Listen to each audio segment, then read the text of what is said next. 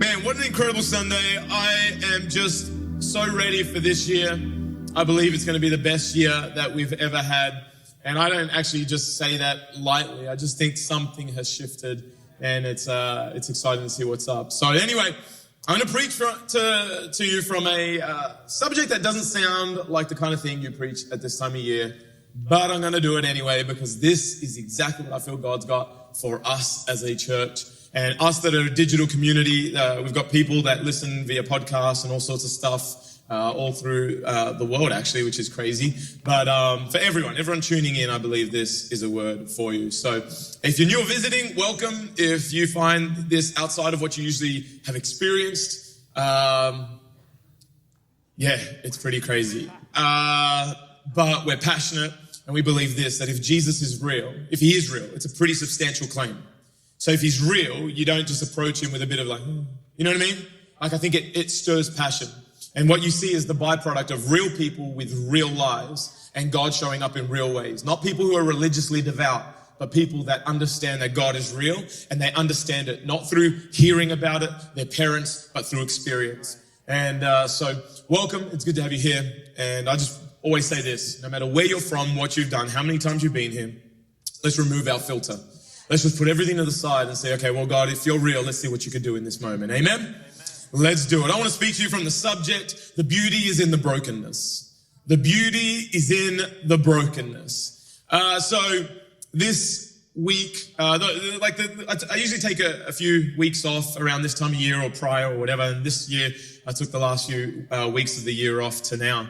And we just went away. Our house isn't ready, so we did Christmas at a hotel, which felt awesome. Felt like Home Alone, kind of.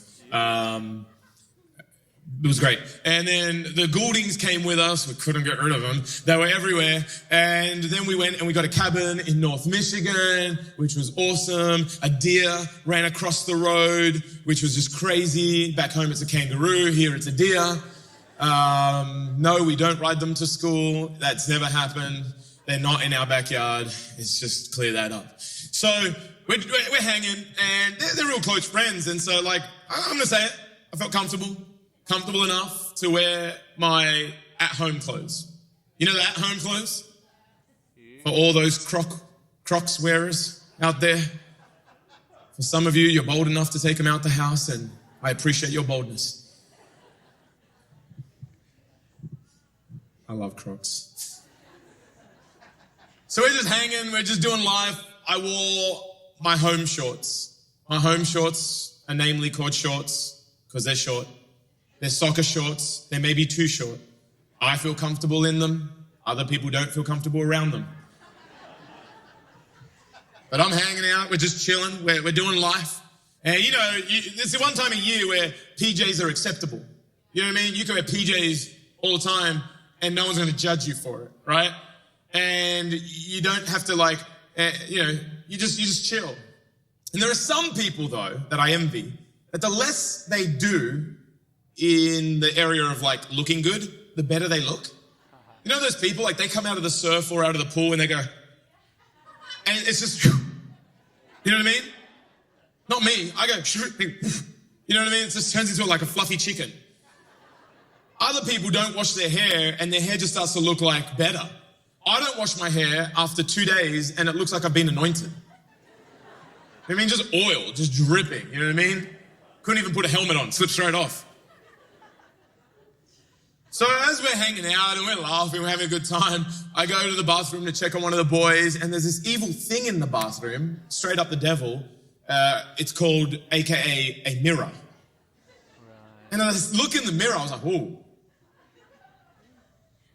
Chris, I think you've gotten too real. I don't think anyone can handle this realness. Because I looked, and I'd definitely just been anointed. My shorts were way too short, and I was just sitting there, and I was just like, wow. And I gotta say though, in this environment of vulnerability, it can only happen with good friends, right? But also, I think there's something about that vulnerability that creates these moments for an investment. Because in order for something to make its way in your life, you've got to be open. But you don't always open up around everyone. if we're honest, we like to put our best foot forward. We like to make sure that people see what we want them to see. And what we want people to see is how great we are, how good we look. No makeup, you're lying. No filter, you've put many. Woke up with my hair like this, and it's like perfect, whatever. You went to bed, what you did, you went to bed, did your hair, so that when you wake up, and you look like this. Just looking for a way to do it integrally. We think that the best foot is the one that everyone wants to see. We think that looking the best is what encourages people, that people want that. Well, the reality is the church has done that too. And I would say that most people have not come to church because most people feel like what? We're just not ready. I don't look good enough. I don't sound good enough. I don't know what to say. I don't know what to sing. Like, how would I ever be in an environment where perfection is the goal? And we've made it the goal. We've somehow taken the gospel message of Jesus that is all-inclusive and empowering and meets people where they're at, and we've somehow created it and removed it and made people have to work for it. And we've made the goal perfection. How could you be your best? Well, what if, go with me here, it's crazy, I know. What if being your best is about highlighting your worst? What if the more broken you are, the greater opportunity for beauty? How would that work? So, a great girl in our church sent Audrey a picture because she had a word for somebody. And it was this process, right, of someone dropped jewelry right there. That or the Lord is manifesting gold. But attention span, small. So they sent this photo of this process that when something made of like ceramic or something pottery kind of in that realm breaks, they do this thing where they like infuse it back together, but they infuse it with gold, right? What's that called? George Girotti. It's called kintsugi. George is a big fan of it, loves kintsugi, has it all over his house. Kintsugi is what it's called, but basically they fill the cracks with gold or something of that nature and it comes back together and it makes this thing that was once probably something you'd miss, right? Because no one stops and looks at another vase or vase and goes, oh wow, that's amazing. But when it's broken and put back together, it actually becomes a statement piece. That's good. And it's funny that what you use to fill the cracks highlights the beauty of the remake. See, you can't be a statement piece. You can't be the better version of yourself with yet being able to embrace the broken part of yourself. So the image that you see behind me is actually one of those things. Somebody would have made this heart, this like ceramic heart, and it broke and they filled it with gold. And it's funny how when the gaps are not hidden, they actually become something beautiful. The gaps become part of the masterpiece. You and I, we're a masterpiece. We're actually a masterpiece in motion. Meaning this, that for every masterpiece, there must be contrast. There must be contrast for definition. There must be something in your life that needs to be broken in order for it to be put together in a statement piece. But we don't usually allow time for that. Because what we want is the best pieces of us to be visible. We want to hide the cracks. Even if they've been mended, we want to act like they were never there. I've always been this good. I've always been this forgiving. I've always been this grace. Oh, don't post that picture of what I looked like before. I want people to think I've always looked like this.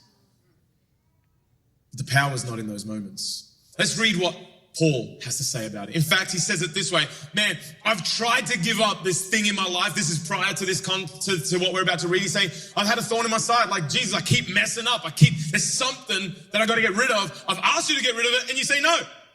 And in fact, you give me this, what we're about to read. How annoying would that be? God, remove from me the thing that is stopping me. And God goes, yeah, no. Wait, rewind. So Jesus, when I was in church, man, the pastor preached. He said that you make broken things whole. That life is better. I thought I put my hand up contractually for you fixing things, removing them. And now you're saying, no, I know you're God. I'm going to put it out there. You're in breach. You're in breach of contract. That's what we want, right? Fix it. Fix it, God. Change it. Remove it. And God's like, nah, I'm leaving it. It's good for you. Don't get it. Let's read. 2 Corinthians 12, 9-10 says this, but he said to me, I just feel like Paul's upset, but he said to me, my grace is sufficient for you, for my power is made perfect in weakness. Therefore, I will boast all the more gladly about my weakness, so that Christ's power may rest on me. Wow. Without boasting and highlighting what is broken, you have no room for God to rest on it. It's pretty incredible. That is why, for Christ's sake, I delight in weakness, in insults, in hardships, in persecutions, in difficulties. For when I am weak, then I am strong. Oh, guys, I love God so much that I love when my life is messed up. I love insults. Give them to me. Oh, I love a good giant. I love a good broken piece of my life. I love it. We don't love it. Because what we think is that the power rests in the finished pieces. But the power doesn't rest in that. The power rests in the cracks. The beauty is in the cracks. Because the cracks now get to be filled with something greater. As you look out at your year, at your marriage, at your challenges, do you see more of what needs to be removed than the one that can actually move in? See, I don't think we should be looking, based on this, at the pieces of our life that we wish we didn't have as what they should be, as being removed, but rather look at them as an opportunity for God to move in, for grace to move in. The picture is better with grace. You ever cook something and you absolutely don't even follow the recipe and it comes out better? Sometimes you don't know what you need, but getting it right doesn't produce it. What if this year, your best year yet, would be because you embrace what is wrong? What if more people out there would come in here because they saw people that were about what they've done wrong? How refreshing would that be? Like, what if church could be what the cabin was for me? What if church could be come as you are, come in your PJs kind of feel? Like, you can come here, let your hair down, just, you can wear your PJs, you can be the worst version of yourself, and in that, allow God to produce the best version of yourself. I think we often like to hide the cracks, even when he's mended them. But what if the beauty of the statement piece is the way he mended them? I go back to David and Goliath. David, he rocks up to this battlefield, right? And I just imagine, like, what if David and Goliath, like, chose a remote place for their fight? You know what I mean? Because, like, I think what would have happened there? Because I know for me, sometimes I go through something great and I've got this story, and the story in my mind is going to kill. You know what I mean? Like, I'm at dinner with friends and I'm like, this is the moment. This is the moment. This is the moment. This is that story I've had up my sleeve. I'm ready for it. So I sit there, I tell the story, man, and I tell it. So I mean, I'm putting dragons in this story, putting everything in it. And then at the end, I say the punchline. I'm like, and then he said, shout. Oh, wait, so then he said, shout. And everyone's like,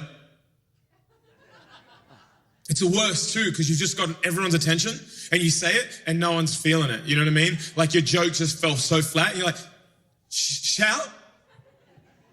No, not even the tone? Okay. There's a disparity, there's a gap between being there and seeing it versus telling it. What if David meets Goliath and says, hey man, so like, I was just thinking there's a pretty big crowd around us, like your guys, my guys, one of us is going to lose. Might be good if we just take this off site. There's another mountain over there. I would prefer it. Like, sometimes when I start fighting, I get really high-pitched. And I just don't want people to hear that. Like, I'm like, I just don't think that would be good. And then, Goliath's like, you know what? I've got this face I make every time I swing the javelin. It's like, and I just don't want it. You know what I mean? I don't want to see that. Like, I think it's a good idea. Let's go. But if you read the Bible account, people were encouraged not by what they heard about, but by what they saw that day. Because you know what? The story doesn't account for what you see sometimes. What they saw was a man on a journey. What they saw is David not being fit for battle. That's what the Bible tells us. What they saw was a man who didn't fit the armor of a king. That's what they saw, meaning you don't always have to look like the part to actually play the part. You don't have to look like what you need in order to be what you need. The gap between David and Goliath was huge in the natural, but it was made up in the supernatural. When you allow God to step into what you don't have, you allow God to create something with what he creates with best. The ingredient called nothing. What you think is nothing, God creates something. Because I don't even have faith. Well, step out this year, realize you don't have faith, let God step into that gap, let his grace cover it, and watch this. What you call weakness, if you can announce it, declare it, and live in it, he'll make a strength. But Chris, I don't want people to see it. They might judge me. They might think that is not true. That is a fallacy that is preached by the devil, that if people knew you, they wouldn't want to know you. Let me tell you this. More people would be refreshed if you were the real you. More people would be refreshed if you were the negative you. If you had to be, you got to be who you got to be and let God make the difference. I'm not saying you live there. I'm not saying you camp there, but you've got to set it up and go, you know what? God, if you're using my story, if I've got cracks in my life and grace is what puts them together and you're the one that mends it, why would I hide you being part of it when you are the difference maker? See, this is the difference. When you are vain and all about yourself, then this is what happens. Your breakthrough is about you looking better. It's about elevating your title and elevating you. But when your grace is about God, when your life is about God, your breakthrough is about elevating his name. If the church wants to look good and be a vain church, then the church will never show the cracks that they've gone through. But a church who wants God to be known, a church who wants other broken people to say, man, my cracks look the same and his grace probably fits in there as well. Those kind of people are the kind of people that the world's been waiting for. I don't want to be a church that has it all together. I want to be a church who's got it all over the place.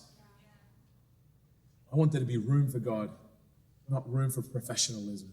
We are an excellence-based church, meaning we do things as best we can to lift up his name and love people, but we're not professional about it. This is not a career for us. This is about God being real. I once had someone reach out to me, and they saw someone in our church drinking, and they said that it's weakening our testimony. Can I just tell you right now, I view it completely different. I saw it as it was strengthening our testimony. Because if someone else that's out there that drinks, that goes to a club, that does whatever, sees one of their friends that go to church, is accepted in church, and yet they're doing that, I'm sorry, but that strengthens our testimony in my mind. Because Jesus didn't, imagine someone calling Jesus here, hey, there's no phones right now, but we're into the future right now.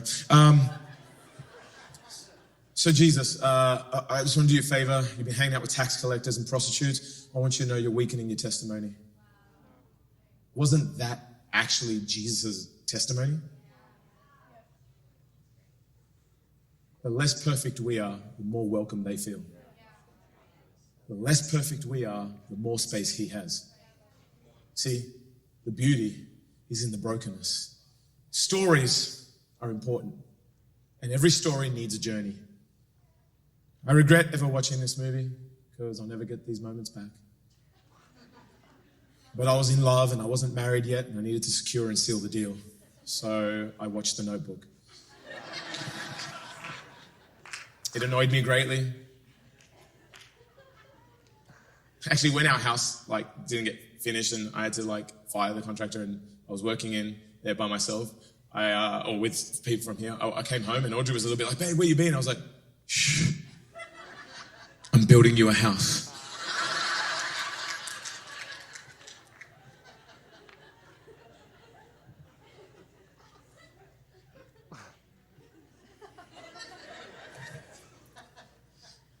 I can't remember why I was saying that.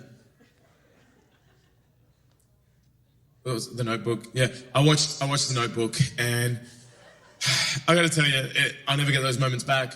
But it frustrated me. It took me on a roller coaster of emotion, and I didn't want to admit it. You know what I mean? I was like, I'm like, why am I doing this? Why? And then Audrey's like, how do you like? Yeah, it's all right. But here's the thing. It needed drama. It needed ups, and it needed downs. In the end, you get the full picture, and you go, man, that was pretty good. I know we sometimes look at the broken parts of our life, and we just don't see where they fit. But the most beautiful things have come from ruined things. If you're not going to be okay with your ruined aspects of life, how will you ever let God mend them? Because they're ruined anyway. Do you realize that your most powerful testimony is what is ruined? And anyway, it's ruined. So it's either going to stay broken behind the curtain or create a testimony on a platform. Right. That's good, Chris. I would rather take it out from behind the curtain and make it a platform. Let God fill the gaps. The things you despise about yourself, the things that you think aren't good enough. I guarantee you that while you are the only person in them, they'll stay that way. But I also guarantee you, once you let God in, they'll move from there. Right. And what was once something you were ashamed of will be the most powerful aspect of your life, because the beauty is in the brokenness. And here's the second thing is, the opportunity is in the cracks. Without the cracks, there'd be no opportunity for something else to fill it. So I'm going to get, a lot of people have often said to me, Chris, you're so vulnerable. You're vulnerable as a pastor. I'm like, I'm not really vulnerable. I just don't care. Like, I'm happy to tell you about everything in my life because I just feel like no one gleans from my perfection. You know what I mean? And there's a lot of it, but like, no one gleans from that, you know? No one's like, oh man, I just feel so, like no one does. And the other thing is, I just feel like I'm happy for God to be part of it. And you know where that revelation really sunk in? So, you know, starting a church is difficult, especially in the city that's not like a church-going city. You know what I mean? We're not in the South. We don't go to church all the time here in Chicago. It's not what it is. In fact, some people leave the South for that reason, and you know, it's just not what it is. So when we started church, it was difficult, real difficult. But then we started to see things move, and we're like, Audrey, the days are over. And we go into, I think, 2015, and they weren't over. 2015, I think we went backwards. And I remember getting to the end of 2015, and I remember like, I've always put this front with Audrey, not a front, but because I thought that if I showed her the real things, she'd quit. Because she was already kind of like, and I'm like, if I say anything, she's out. And so I'm not just going to smile. How's everything going, Chris? Awesome. Meanwhile, in my heart, I'm like, run. But I'm like, everything's fine. We're doing best we've ever done. When the church had no money to pay rent, I'd be like, we're killing it. And I remember that this year in particular, we had no money for Christmas presents. We had and I just felt like a failure. And my biggest thing, I'm uber competitive. So my passion is actually the one thing that burns me out as well. Because I want it so bad and I'll do anything for it that it's the same thing that tires me out. And I remember sitting there in the bed with Ords, and we were staying at our in-laws for Christmas. We were just sleeping over, and they've got these bunk beds, and I feel like they're exceptionally, there's no gap. You know what I mean? So not only was I overwhelmed by my season, but now I'm feeling claustrophobic. You know what I mean? I'm like, the world's closing in. She's like, Chris, it's just bunk beds. I can't take it. And she looks at me and she goes, man, babe, I'm scared this isn't working. And I remember I just, for the first time, showed my cracks. And I go, I know. At which point Audrey was like, and I remember, I remember that part of my season, I was ready to quit. Not saying, I'm just tired. There's tired, and then there's the one that you got to get up again and keep going, but then there's the tired that is exhausted and you just got no more. I'd been thinking through quitting so intently that I had already had a plan for it. I'd already known what I was going to do. And when I said to Audrey, my greatest fears were coming. So I started, I was hyperventilating in the bed that night. She's crying. She's like, what do we do? I go, we'll just go home to Australia. I don't know. I know this. I'll never, ever do ministry again. I will never preach again. I will never get up. I will never do it. I don't want anything to do with this ever again. And I remember thinking, okay, I'll call ARC and see if they want to take the church. I'll call my old church and see if they want to take the church. If neither of them will take it, I'll give it to Chuck, a good friend of mine who runs a church in Oak Park. I'm like, they'll have it and we'll just go. And I can't. I was so gone. I was so broken. I'd even rehearsed the conversation I was going to have with this front row. Because they are the people that have stuck everything out with us, and they mean the most to us. I knew I was going to have to face them in the eyes, and I knew I was going to have to tell them that maybe God didn't show up.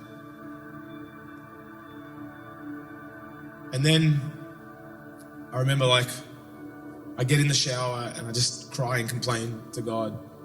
And he says this to me, just give me one more year. Just give me one more year. And I'm like, I can't, and I don't want to.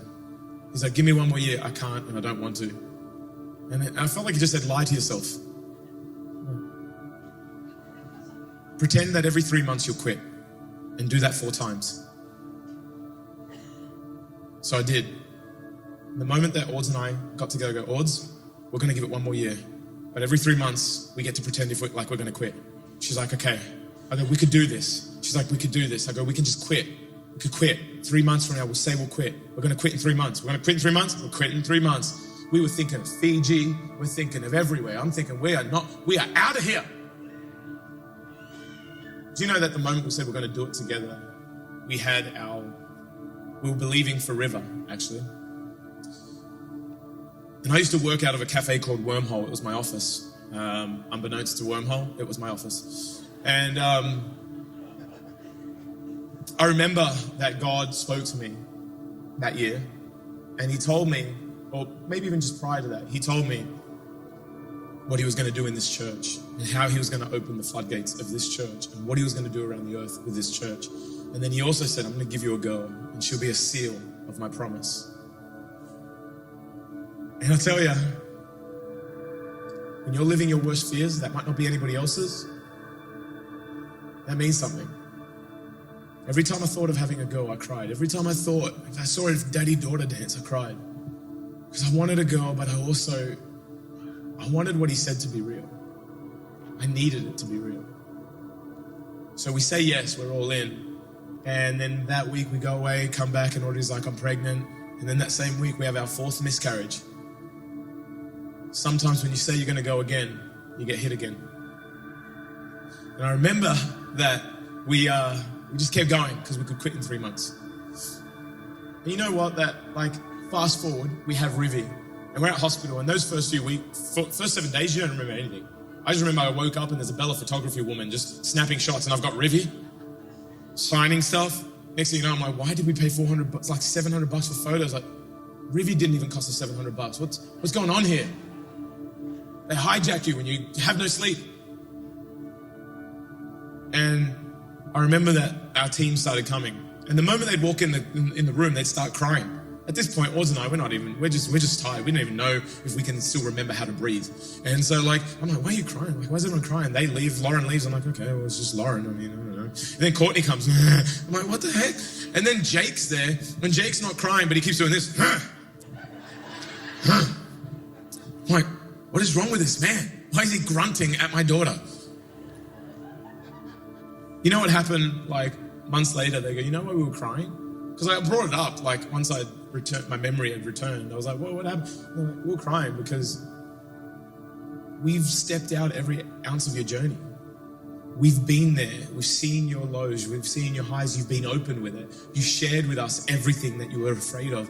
And so when we walked in, we weren't just happy for your daughter, but what we saw is that God is faithful. And if he's faithful to you, Chris, he'll do what he said he'll do for us. See, the opportunity is in the cracks. I don't know whether it was just God's timing for our life to turn around or whether I gave him space to turn it around. My marriage strengthened, increased, and became more than I've ever had it be before the moment that I showed the cracks. My wife, by being perfect, I created a wife that was cold and callous. You know why she was cold and callous? Because Chris always has it together. Chris doesn't need me. Chris doesn't open up to me. What she thought was that I was invincible and she didn't need to be there to strengthen me.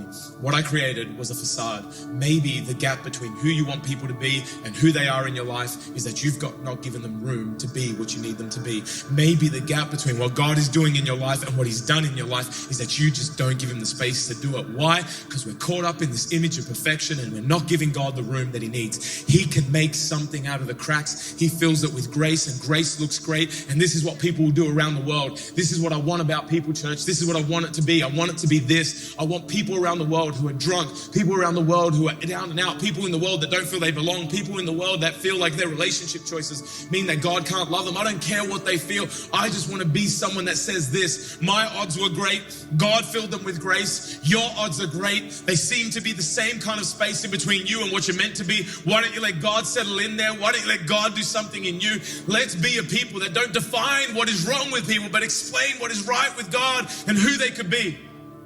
Whoop. Fell. I've got to say this last thing, even though I'm over, but it's the first service of the year, so I'm just going to go just a little bit. Okay? This is what I think. The moment I lost my green card, not because I've done anything wrong, I actually misplaced it, okay? If anyone's an officer here, don't The Lord is righteous. No, just calm down. I misplaced my green card. And you know what people kept saying to me? Everyone, my wife included.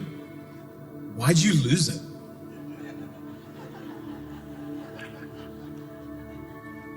Because sometimes it's a game I play. I love to lose things. Do you know how much that cost? I paid for it. Do you know what you could do with that money? No, I was bored, so that's why I lost that one. Another one. People were asking me things like, where'd you put it last if I knew it wouldn't be lost? People use that as a way of finding things, but it's not lost then. Oh, that's right, it's in my drawer. So frustrating. And people are like, why'd you carry it with you? Because on the back of the card it says carry it with you at all times. Tell you what, I had to just check out of life for a moment. Because if one more person said that, I don't know what I was going to become. Like, I would have lost my Christianity, you know what I mean? I would have been like laying fivefold ministry on everybody. But I wonder if we've made people feel like that. Because the church often does this. Not this church, but the church as a whole. As Christians as a whole. You know what we're really good at? Is we think we've got to point out people's sin like people don't know it. Like, why are you getting drunk all the time? I love ruining my life.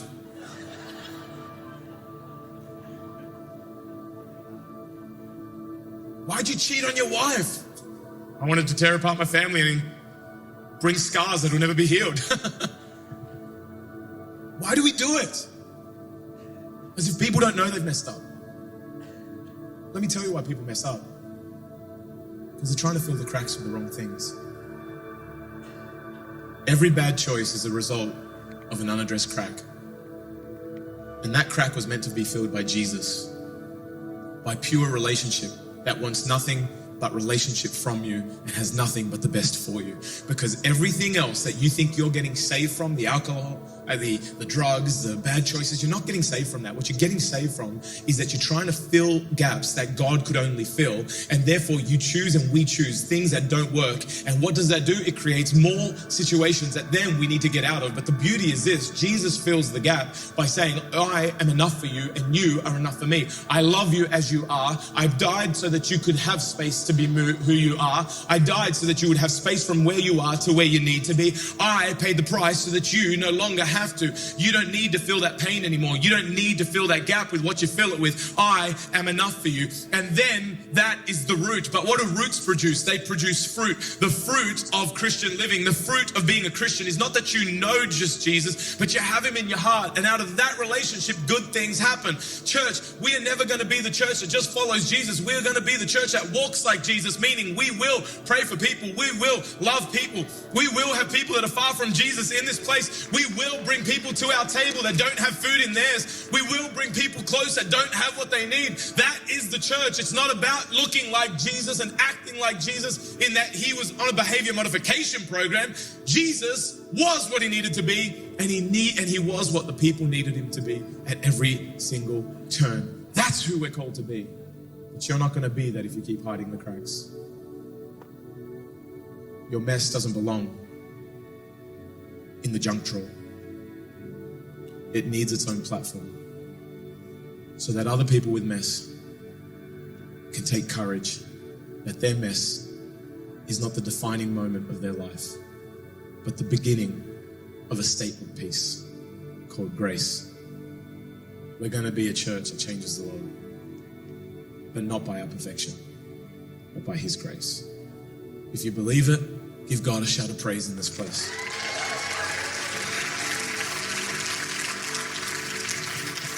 Hey, if you don't know who Jesus is, if you feel like you came in this place not knowing what to expect, but you found something called hope. You found something like, man, God, if you could be that Jesus that he preached about to me, I could do this walk. I could do it if you didn't need me to turn around by tomorrow. I could do it if it was about relationship. In fact, you already know you need him. You already know you want him. So what I'm going to do is this. If you either once had a relationship with Jesus but walked away, or maybe you've never had a relationship with him and you're just saying, man, this is my day. This is how I'm starting my 2018. I guarantee you this, you got everything to gain and nothing to lose. If you let him have as much time as you've given everything else in your life, he'll do far more.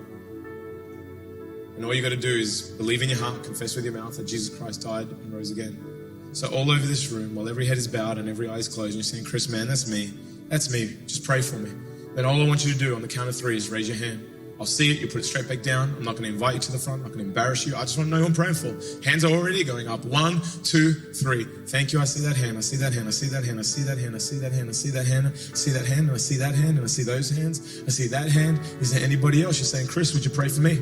Your heart's beating, you know you want to. Thank you. I see that hand. I see hands raising everywhere. People crying. Some people just right there. I see that hand. Is there anybody else? And I see that one. Is there anybody else in this place? Come on. That's a great decision, man. That's a great decision. Is there anybody else? I see that hand right there. Come on. Man, there are hands everywhere in this building. Come on, church. Let's give Jesus a shout of praise in this house.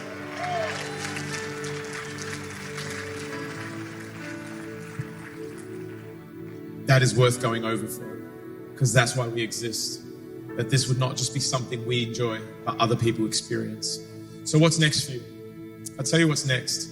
Get good people in your life that can do what I just did in 20 minutes just now with you, or 25 minutes. That's what people will do for you. People that know Jesus will be there to walk things out with you, talk things out with you, help you understand who he is. The second thing you need is you need to know about the God you made a decision to be in relationship with.